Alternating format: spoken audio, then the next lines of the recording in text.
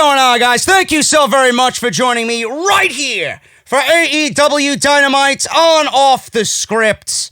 It is Wednesday, March 11th, 2020, and AEW is furthering the storylines and advancing quite nicely to March 25th in Newark, New Jersey, and what they are calling Blood and Guts. AEW's version of War Games, the Inner Circle versus the Elite, have been confirmed to be inside the two steel cages, the two rings in New Jersey on March 25th. And I thought they did a very good job with great storyline advancements, advancing the storylines that we see right now, bringing up old situations between the Elite and the Inner Circle, all leading to that date of March 25th. Tonight on Dynamite, we had the debut of Lance Archer. Now, this is going to be the subject of a lot of criticism, I know already. Two things I am already seeing on social media is A, who is Lance Archer and why should I care about him? He's not going to generate any interest, which I don't agree with. And B, why was his debut so anticlimactic on Dynamite tonight? I will go over my opinion on this. I thought it was a great way to debut him. I thought it was a different way to debut him. They did the non-traditional way to debut somebody. And the other thing I'm hearing and seeing on social media is why Jake Roberts is going to be managing Lance Archer and not Brodie Lee. So I will be going over that tonight on the podcast as Jake Roberts introduced Lance Archer to the AEW faithful tonight in Utah. Nick Jackson was taken out before Blood and Guts in just 2 weeks by the Inner Circle. Is Nick Jackson going to be replaced in the War Games-like match? Why he could possibly be replaced?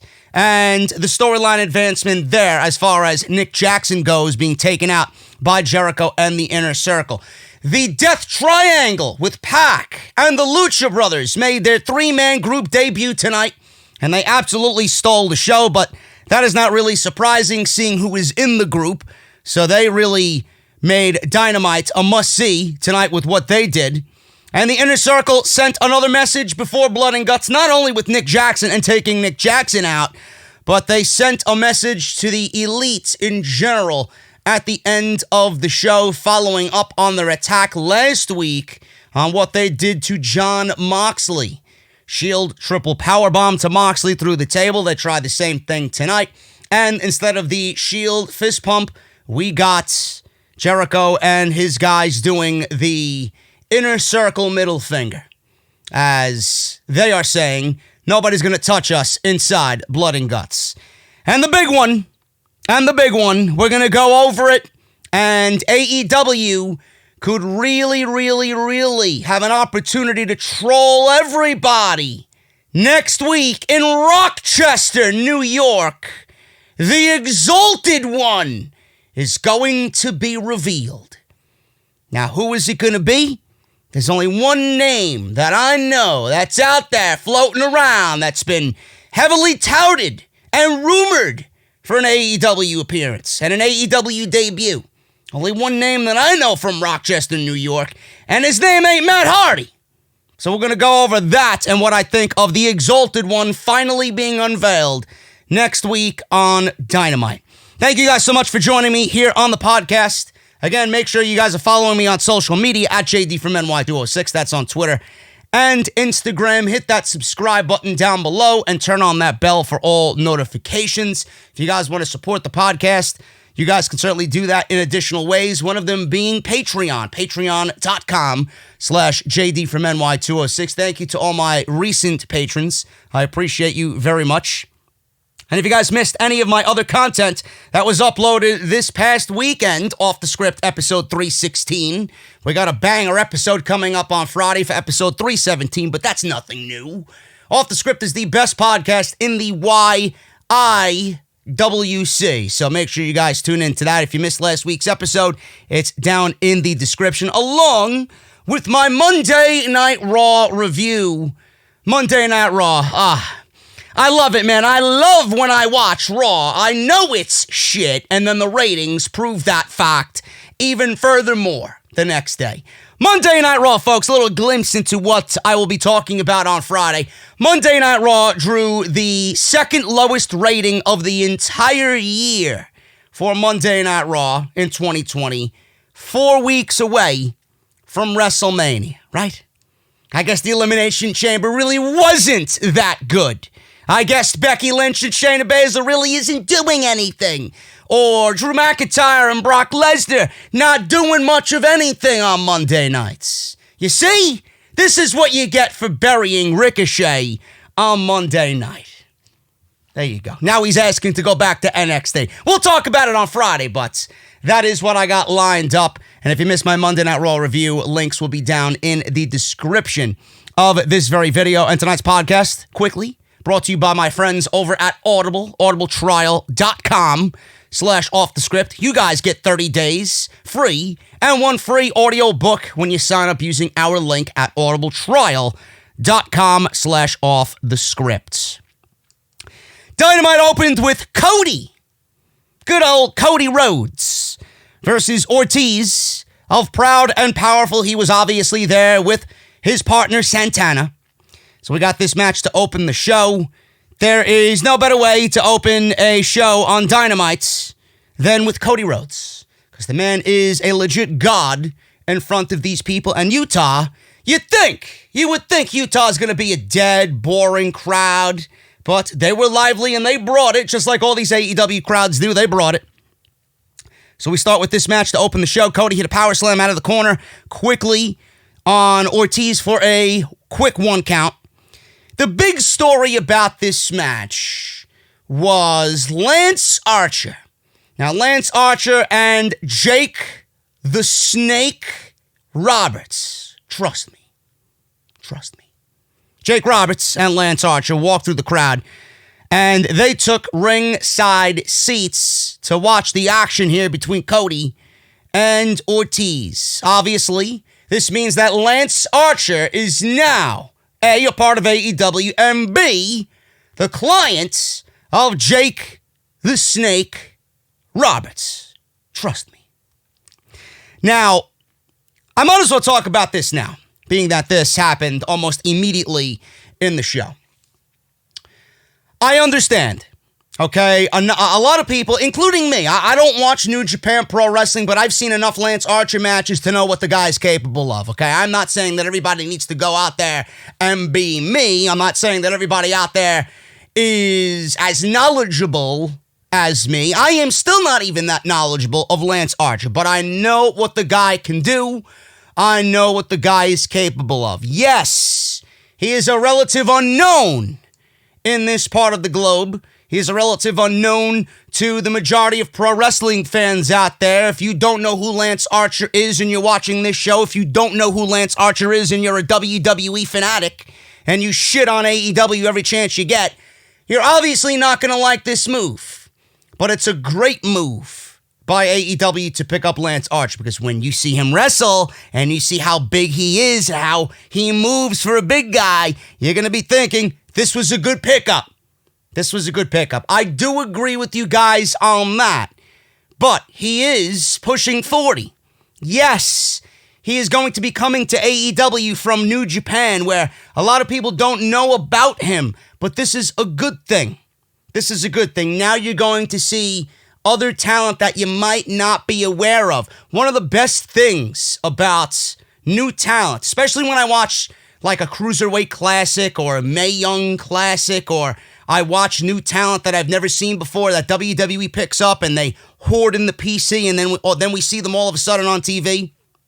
The best thing about that is watching them grow.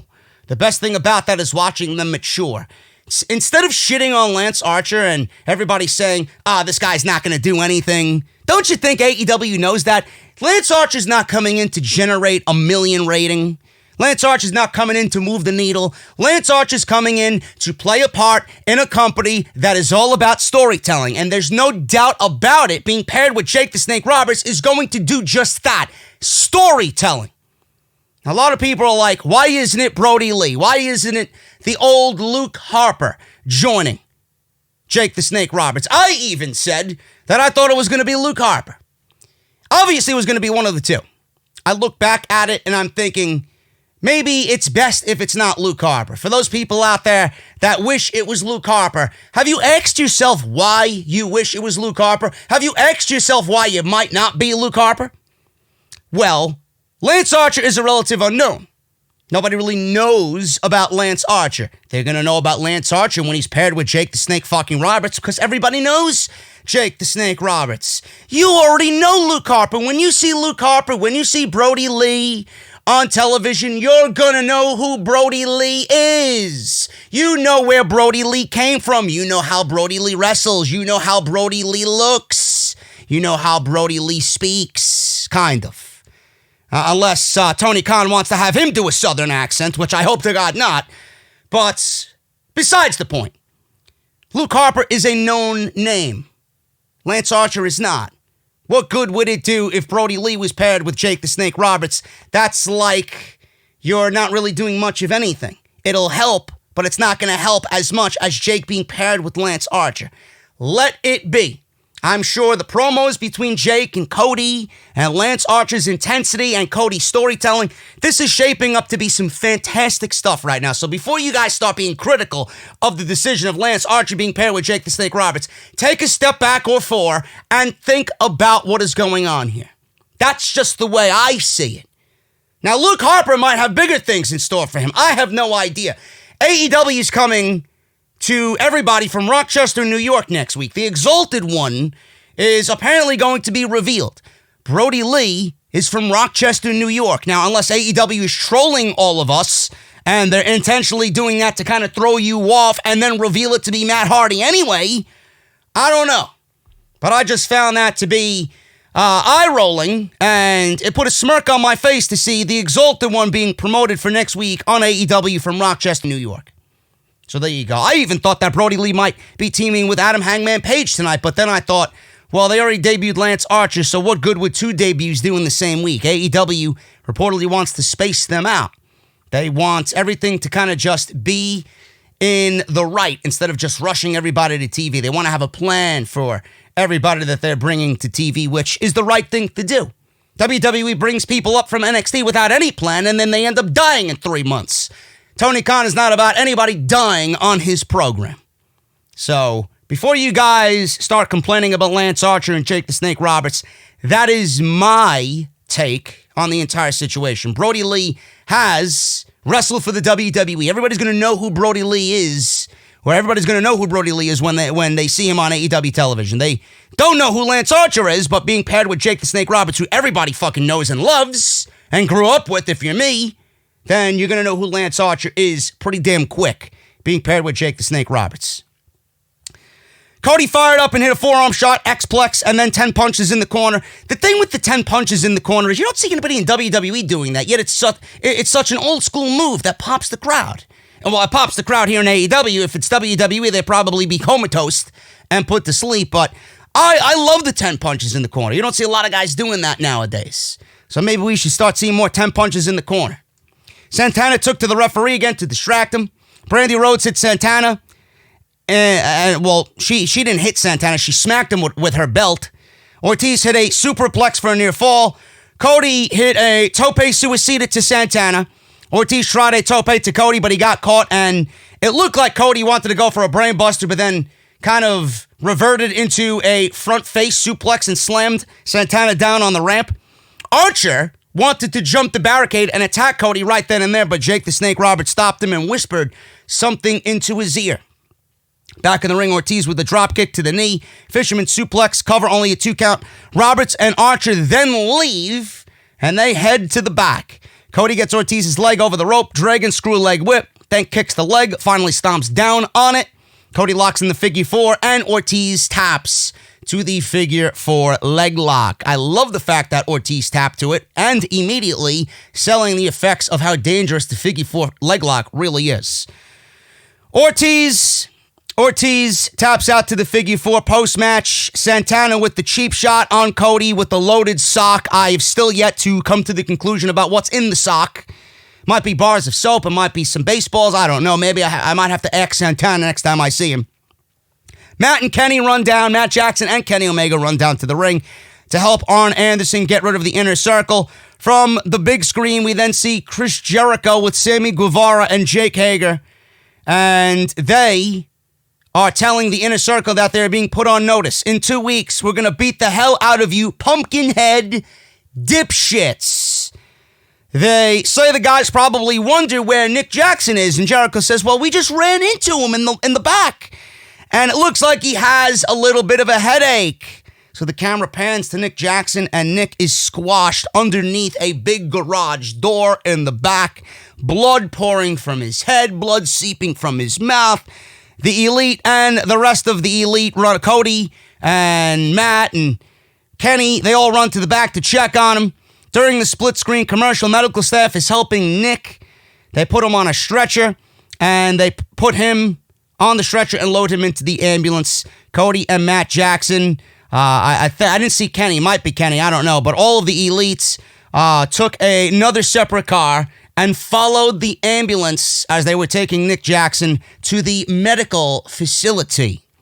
So, I love that visual. I thought that visual was great of Jericho doing what he was doing, or the Inner Circle doing what they did to Nick Jackson, and then the blood and the door being, just in a position where it was squashing Nick Jackson, and I love the visual. Additionally, I love the visual of, Cody and Kenny and Matt all rushing to the back. They got there quicker than anybody that was already in the back to go help this guy out. And I love the visual of him being loaded into the ambulance, and then the Elites showing that they fucking care about their friend, left the show, got into a separate car, and followed the ambulance to the medical facility. I thought that was great. Now, this could be Nick Jackson's way of being written off TV. If you guys have not heard the news, Nick Jackson, it might have happened already, but either way, if it happened or it didn't happen yet, it's going to happen soon. Nick Jackson is expecting his third kid, his third child, so this could be AEW's way of writing him off TV and giving him some time at home with the wife and the family. And this could be their way of getting him out of the blood and guts match. Maybe he's replaced by Jon Moxley. Maybe he's replaced by Dustin Rhodes. I don't know. So we'll see what happens, and this certainly is going to make the War Games match, AEW's versions of War Games, going to be very interesting. So I thought this was great. This sold the storyline further to March 25th, and I thought everything here was a solid way to start the show on Dynamite tonight. Kris Statlander and Hikaru Shida versus Nyla Rose and B. Priestley. This was okay. It wasn't great by any stretch of the imagination, but it was okay. It looked sloppy in some parts. The thing I don't understand is the women. I see that AEW is trying to feature their most talented women in the division and on the roster, but I don't know what it is. I don't know if they're nervous about being on live TV. I just don't know if they're that green still. I don't know if they just need that extra fine-tuning, that extra, just little bit of fine-tuning. I don't know what it is. The match itself was fine. It wasn't as terrible as previous women's matches have been on Dynamite, but it was a botch or two here and there that really kind of took me out of the match instead of being completely invested in what these women were doing. But this was okay. This was okay. Now, the one thing I did notice here was Rick Knox. I love picking up on these little things, and AEW has their tendencies to make their referees look a little silly. Rick Knox was the official of this match, and Rick Knox rang the bell with all four women in the ring. And then B. Priestley and Nyla Rose attacked the babyfaces here, Shida and Statlander, and the bell had already rung, but Rick Knox is like gasping. Like, oh my God, how could you do that? You're not allowed to do that. So I'm thinking to myself, this idiot rang the bell, so what do you expect the heels to do? Yet he's acting as if it's something that wasn't supposed to happen, or if it was illegal. I don't know why they continue to make their referees look a little stupid. So Rick Knox eventually got things under control. Shida hit Rhodes with a shoulder tackle, and then immediately got cut off. Rhodes hit a leg drop for a 2. Priestley and Rhodes traded some quick tags and continue working on Shida, grounding her, building up to the hot tag that Kris Statlander would eventually get. We go to commercial break. Shida managed to tag Statlander. Priestley cut Statlander off and used an octopus hold. Back from commercials, Priestley tried to double springboard kick out of the corner, and this is where she couldn't get her footing right, and she had struggled getting on the ropes. She eventually got there and executed whatever she wanted to do. Statlander hit a backbreaker. Shida and Statlander hit some tandem offense, and one of their moves was Priestley was propped up on the second turnbuckle. And I believe we had Shida suplex Statlander into Priestley, who was laid out on the second turnbuckle. So Statlander in the suplex position, her legs came across B. Priestley's stomach area as if it was like a suplex / leg drop, which looked pretty cool. So that was some nice tandem offense there. Priestley hit Shida with a release German. Shida countered with a Shining Wizard to the back of the head. Rose tagged in. She missed a top rope guillotine knee, which is one of my favorite moves that she does. Shida hit an enziguri and then used a Falcon Arrow. She got a Falcon Arrow on Nyla. Rose gets a 2 count to the chance of Holy Shida instead of Holy Shit. Priestley saving Rose with the breakup there of the pin. Shida looks to tag out, but Rose gets the tag, runs over and knocks Statlander off the apron. Crowd is booing. I don't know if they're legitimately booing for Nyla Rose because they're booing her in good ways, or they're just booing Nyla Rose over the fact that everybody hates her just like everybody hates her on social media. I don't know. So Shida draped over the top rope. Nyla up to the top rope. Goes for the big knee drop. Statlander pulls her out of the way. Statlander with a kick. Shida hits a low missile drop kick off the top rope. Statlander and Shida with some double kicks on the champ. Go for a cover, only a 2 count. Shida with an enziguri lifts and plants Rose. Like I said, Priestley breaks it up. Statlander sends her out of the ring. So we get a ripcord clothesline by Rose on Statlander. Shida with a Hurricane Rana on Rose. Goes up to hits a superplex on Priestley. But Rose then hits a spear on Shida. Beast bomb and the cover. And that was it. 1, 2, 3. Crowd got into the match in the second half. Beast bomb wins. After the match, Bea Priestley attacked Nyla Rose, and they tagged. Yes, we had Bea Priestley attack Nyla Rose, and she held up the Women's Championship as if she wants a shot at Nyla Rose and the Women's Championship. So that was that. It wasn't bad. Crowd was into it, more so than we've seen previous women's matches, but it really is still not where it needs to be. And I don't know when it's going to be where it needs to be. But at least they're trying, right? At least they're trying. So 2 weeks ago, Revolution, Christopher Daniels came to the ring like he was the Exalted One. We all knew that wasn't the Exalted One, because why would the Exalted One be unveiled on the pre-show of their major pay-per-view? So he faked out the Dark Order instead to help save his SCU stablemates and Colt Cabana. Last week, SCU and Colt Cabana beat the Dark Order in an 8-man tag where Evil Uno said the Exalted One would not be pleased with this outcome. We'll see how pleased he is next week when he's unveiled. Daniels does this skit where he's mocking the Dark Order vignettes, dressed as their spokesman. He talks about the Dark Order initially being poised for success. They started off hot, and then they ran into SCU. Daniels was dressed as the spokesman for the Dark Order, and then they spliced him in while he was wearing his SCU outfit. And they spliced him in from time to time to make fun of the group.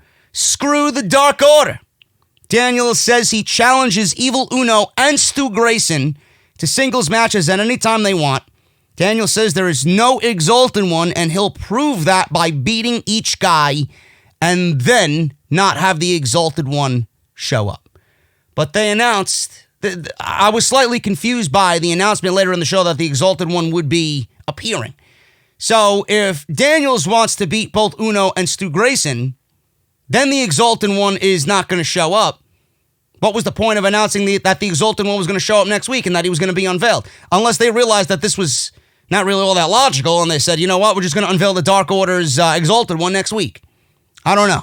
But this was cool, and I thought this was a very clever skit by Christopher Daniels towards the Dark Order. Jurassic Express with Jungle Boy, Luchasaurus, and Marko Stunt versus MJF, the Butcher, and the Blade with the Bunny. They added some spoken word by MJF in the beginning of his theme music now. I'm better than you and you know it. So it really gels a little bit better than it previously did. So I did like that slight change to his theme music. And it gets a little pop from the crowd too because they know who's coming out immediately. So this was something that I was excited about, this six-man tag, but it really didn't do anything for me. I thought it was very sloppy in execution. And it seems to me that this is, especially with the way MJF has been portrayed, this is kind of below MJF at this stage of the game. MJF is undefeated in AEW. He is, I believe, the number one contender for the AEW Championship. He should not be in six-man tags with the Butcher and the Blade, and he should not be wrestling Marko Stunt and the Jurassic Express. That's just my take on it. That's just my opinion. But he needs something to do while Cody is taking his time with Lance Archer and getting ready for Blood and Guts.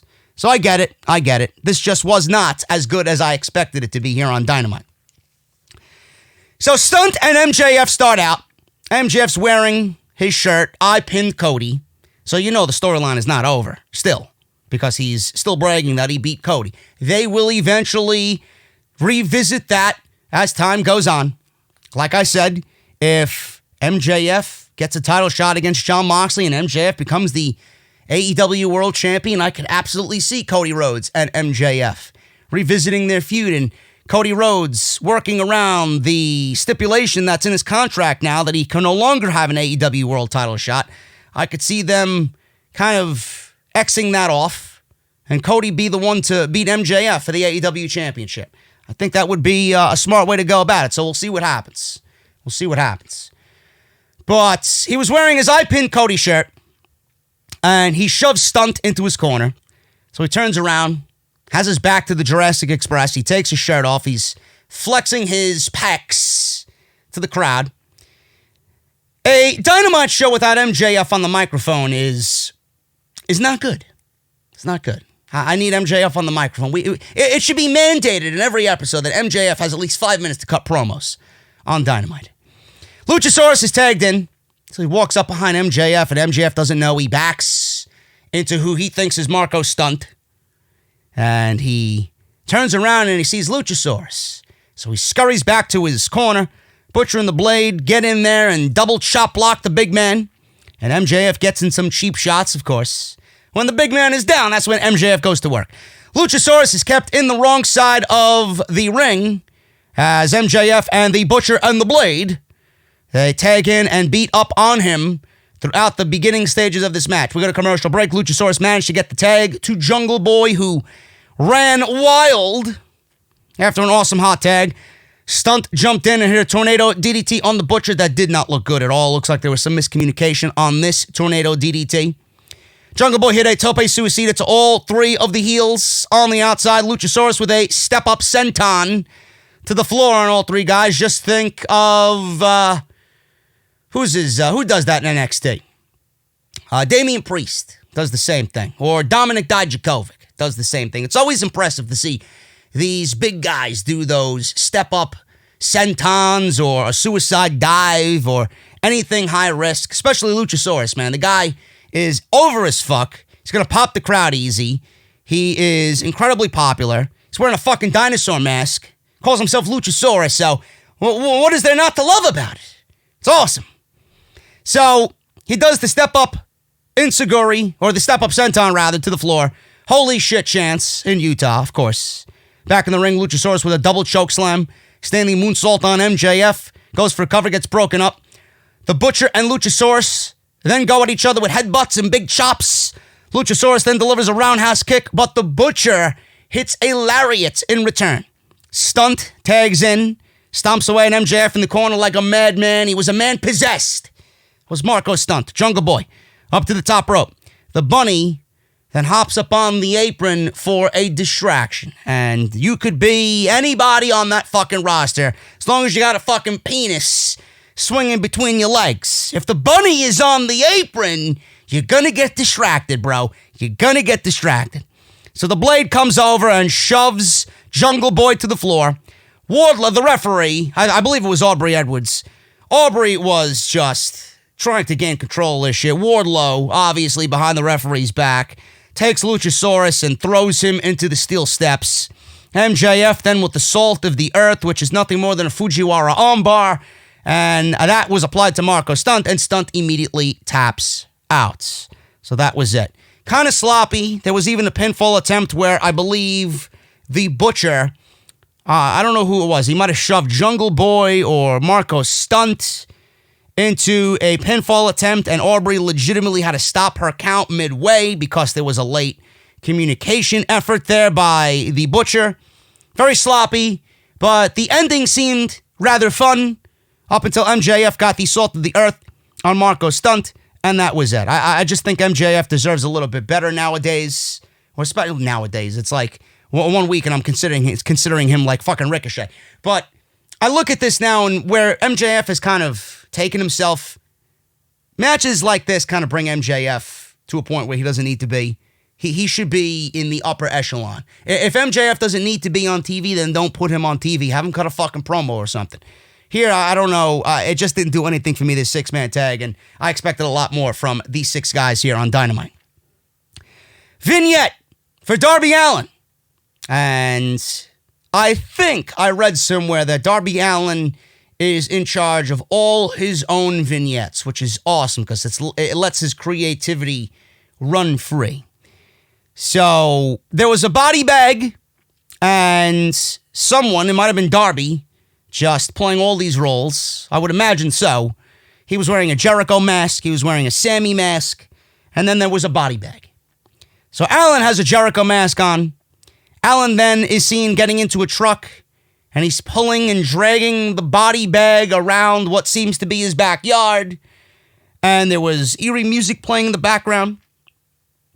What I want to know is, who was driving the truck and who the fuck was in the body bag? Because from what I seen, there was clearly someone being dragged by this pickup truck in the body bag. If Darby Allin was the man who was in the body bag being dragged, the guy's an insane lunatic. And he will go to whatever lengths to get his character over. And if that's the case, my God. Gotta show the guy some respect and give him some props, man. That's going well above the efforts, beyond the effort, to sell your character and get your character over with this audience. Awesome stuff there. Really like the creativity being shown by Darby Allin with these vignettes. And clearly his issues with the Inner Circle are not over. He obviously wants Jericho and obviously wants Sammy again. That's fine by me. That's fine by me, man. I'll take another Sammy versus Darby match. No question. They killed it at Revolution. Quickly, guys, before we get into Tony Schiavone and his coffee-loving ways with Britt Baker, I want to make sure you guys are aware that Audible is sponsoring the podcast. audibletrial.com/offthescript. 30 days free and one free audiobook of your choice. You AEW fans out there, I know you're loving Jim Ross and Excalibur and Tony Schiavone on commentary. Jim Ross has a new audiobook coming out, a new book coming out, but it's going to be an audio version as well. You guys can actually get that for free using our unique link. If you guys want the audiobook, you can get it for free. Under the Black Hat comes out at the end of the month. You can get it for free. audibletrial.com/offthescript. 30 days free of their service and one free audiobook. So go check it out. It's a great way to support what I do right here on Off the Script. Tony Schiavone introduces his best friend, Britt Baker.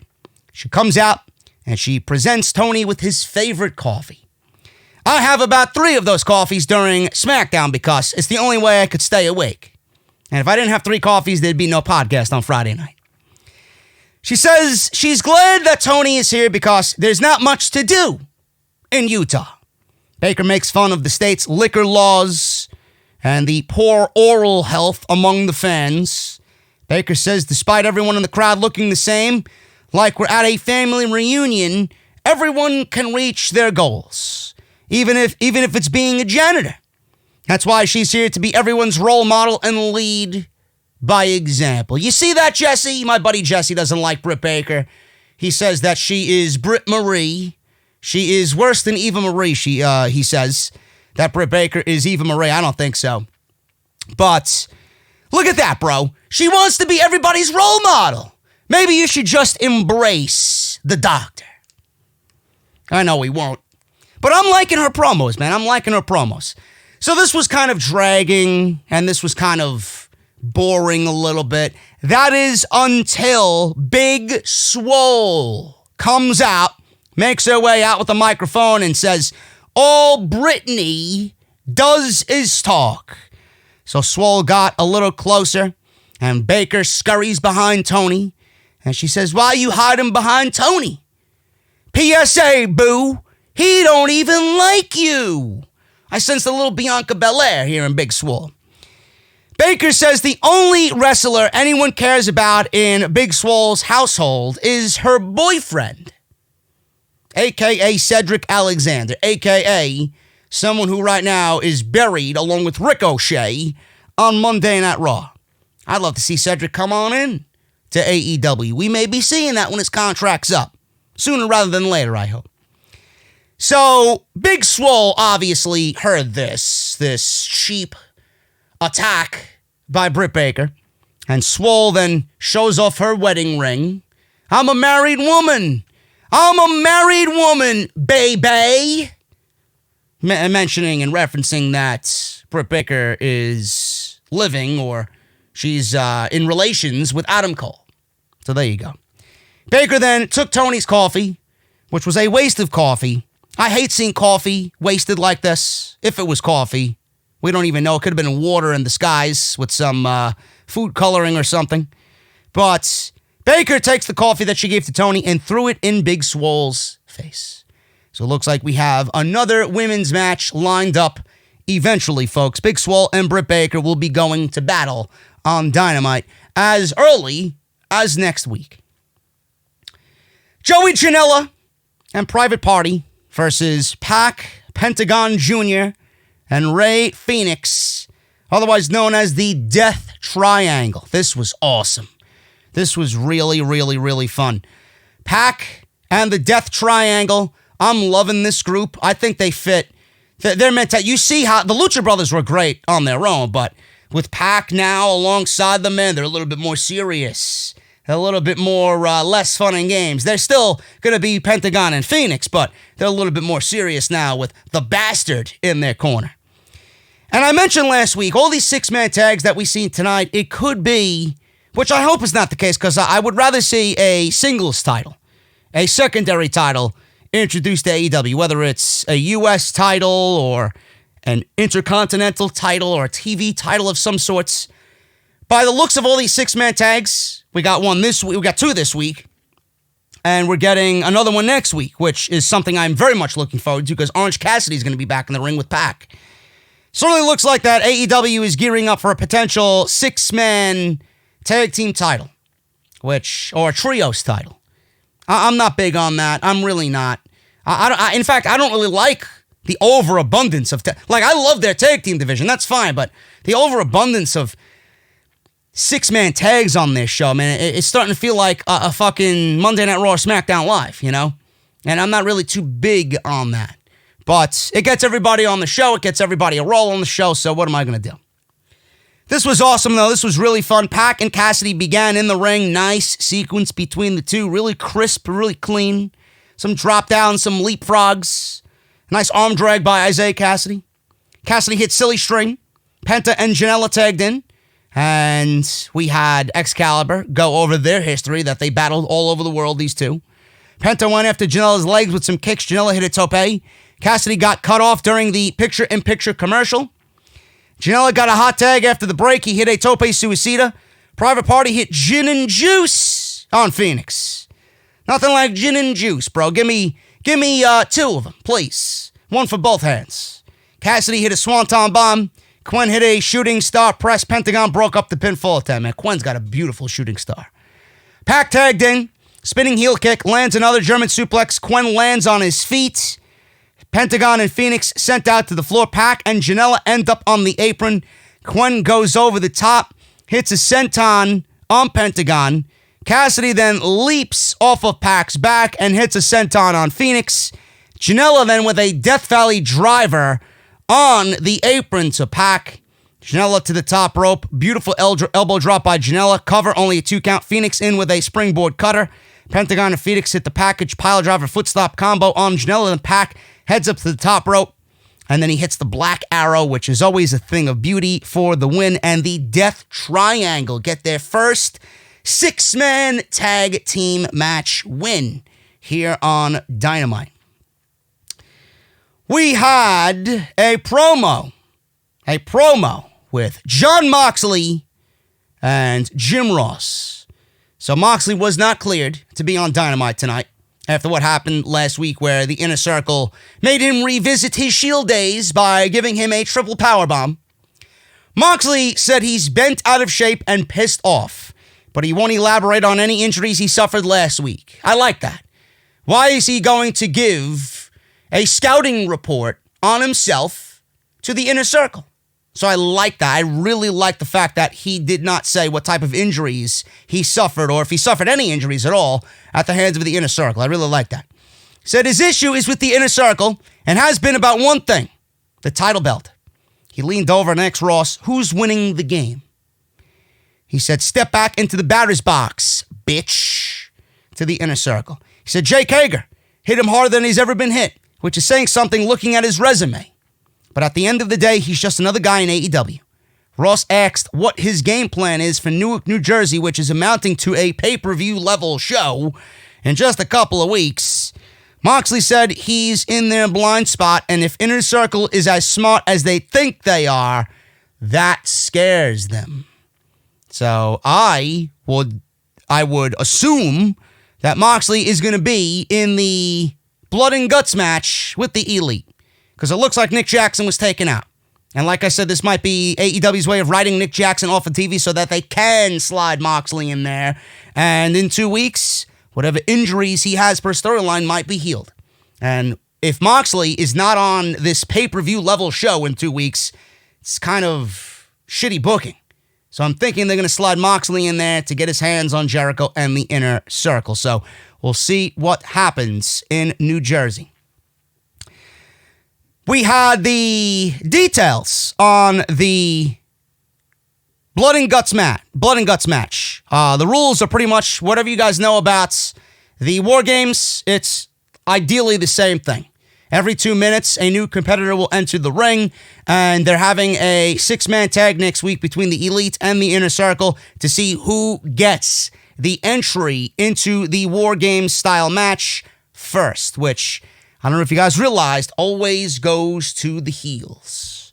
So we'll see what happens. I fully expect Inner Circle to win that match next week and get first dibs on, or get the one-man advantage, I should say, in the War Games match in New Jersey. Chris Jericho and Sammy G versus Adam Hangman Page and a mystery partner. And we had Dustin Rhodes as the mystery partner. Dustin cut a promo with Lexi before the match, and we had Dustin saying, I don't give a shit what Hangman has or what issue Hangman has with anybody else. You know, tonight we're going to tear up cowboy shit, or he mentioned something about cowboy shit. Tonight we're gonna start some cowboy shit. We're gonna take care of some cowboy shit, and he pretty much kind of just interjected himself with really no surprise whatsoever to who the mystery partner was going to be. So when I heard Dustin announcing himself, I'm like, this is who the mystery partner is. This is their big surprise in the main event. Dustin Rhodes teaming with Hangman Page. Kind of a letdown, but it is what it is. This was really fun, and it sold the War Games match even further. So Jericho T starting out with Page, but tagged out right away because you know the history between Page and Jericho at All Out. It was Page and Jericho to crown the first ever AEW World Champion.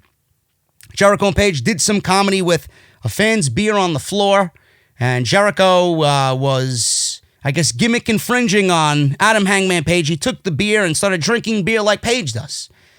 Now, with all the news of the outbreak going on, I don't think it's smart for Chris Jericho to take someone's beer that he doesn't know from a random audience member and start drinking from the same cup that said audience member was drinking from. So we won't want to see anything happen to the Le Champion, Chris Jericho. I'm just saying. Just saying. So Page tagged Rhodes with, he tagged Rhodes, who hit some of his trademark spots. Guevara cut Rhodes off with a one-legged missile dropkick. Guevara and Jericho worked over Rhodes through the commercial break. Jericho tried for a lion salt, but Rhodes got the knees up. Page and Guevara got tags. Page hit a running boot to Guevara and a springboard lariat to Jericho. Then a fallaway slam to Guevara. Then a dive to Jericho. Rhodes hit a diving crossbody to Jericho and Guevara in the ring, while Page hit a moonsault off the post to the inner circle to the floor. Page tried for the buckshot. Jericho blocked it, went for the walls. Page fought out. Guevara tagged in, missed a shooting star press, rolled through. Page took out Jericho on the floor with a rebound lariat. Inside, Rhodes hit a destroyer. Of course he did. On Guevara, Page followed up with a buckshot lariat for the pin, and the babyfaces get the win here on Dynamite. So after the match, this is where things really broke down. The Inner Circle immediately attack. That gang warfare mentality, that wolf pack mentality. Much of the Elite was shown earlier in the show, leaving the arena. Omega runs out. He's got a black cast on his hand. He's running out there with a broken hand. And that was attacked by the Inner Circle. Jericho with the Judas effect. Cody runs out, swings away on everyone. Hager with a big spine buster on Cody, takes him out. And he tossed him to the floor. Ortiz suplexes Cody on the ramp, so a little bit of redemption there for Ortiz. Page is brought up to the stage by the group. Page was going to suffer the same fate that Moxley suffered last week, the triple powerbomb, but Matt Jackson takes him, or Jericho and the rest of the Inner Circle out. He saves Adam Hangman Page. He and Page stare at each other. Matt flips off Page. Even though he just saved him, he gave him the middle finger. Jericho then cracks both Matt and Page with a chair. Jericho then puts the chair over Matt and sits on it. And the entire group, at the end of the show, with the end credits rolling, the entire group gathers around the chair as it's being placed over Matt's chest, and Jericho sitting on top of Matt. The entire Inner Circle flip off the camera, and that's the way Dynamite goes off the air. Really fun show tonight. Better than last week, I would say, and we're seeing the natural progression towards what is shaping up to be a pay-per-view level show on March 25th with Blood and Guts, their version of War Games. And next week, we're getting that big six-man tag to find out who gets first dibs in, or the one-man advantage in the War Games match. We got that six-man tag with the Death Triangle against the Best Friends. The Exalted One is going to be unveiled, so it's going to be a very interesting show next week, possibly more Lance Archer. Like I said, it's going to be an interesting show next week on Dynamite, and everything is building very nicely towards that big day on Wednesday, March 25th in New Jersey. Guys, I'm getting out of here. If you enjoyed the podcast, let me know what you think down below. Hit that thumbs up, hit that bell, turn on that bell for all notifications, hit that subscribe button. Please, it's very, very important. I can't say it enough. If you guys want to support the podcast, you guys know what to do. Patreon.com/JD from NY206. If you missed any of the other content on the channel, everything you need is linked down below in the description. Off the script from this past weekend, Monday Night Raw. Go and check all that stuff out down below. Easy access for you. And follow me on social media at JD from NY206. And again, thank you to my sponsor, Audible, for sponsoring the show tonight. audibletrial.com/offthescript. Tomorrow, I'll be back with you guys again, as always, for the NXT review. NXT tonight was being filmed at the Performance Center because of something going on at Full Sail, so they could not do Full Sail tonight, so they were at the PC, and we'll be going over whatever happened on NXT. Tonight we had two title matches, the Broserweights versus the Undisputed Era for the tag team titles, and Keith Lee defends the North American Championship against Cameron Grimes, also Finn Balor, Johnny Gargano, Tommaso Ciampa, and their issues. Balor with the Imperium guys and Walter, and we got Johnny Gargano and Tommaso Ciampa building their stories, and I think there was an Android sighting as well. Charlotte Flair on NXT, so we'll go over that tomorrow right here. Should be in the early afternoon around 3, 4 o'clock because I go to the gym, and then I'll come home and I'll record, and we'll talk about NXT, and I'll upload it for you guys tomorrow in the afternoon. Thank you guys so very much. I'm getting out of here. Again, hit that thumbs up and hit that subscribe button down below, and I'll see you right back here tomorrow with NXT. And then you guys know it as always, every Friday right here at 2 p.m. Off the Script, episode 317 coming at you right before SmackDown on Fox. Until then, take care, guys. Be safe and stay clear of whatever's going on out there, man. Some scary shit going on right now, and I'm not sure if WrestleMania is going to get canceled, but tomorrow we'll figure that out. Could be doomsday for Vince, and WrestleMania's card could be inevitably postponed, at least postponed. So we'll see what happens, and I'll be here to cover it all for you guys on the podcast. See you then.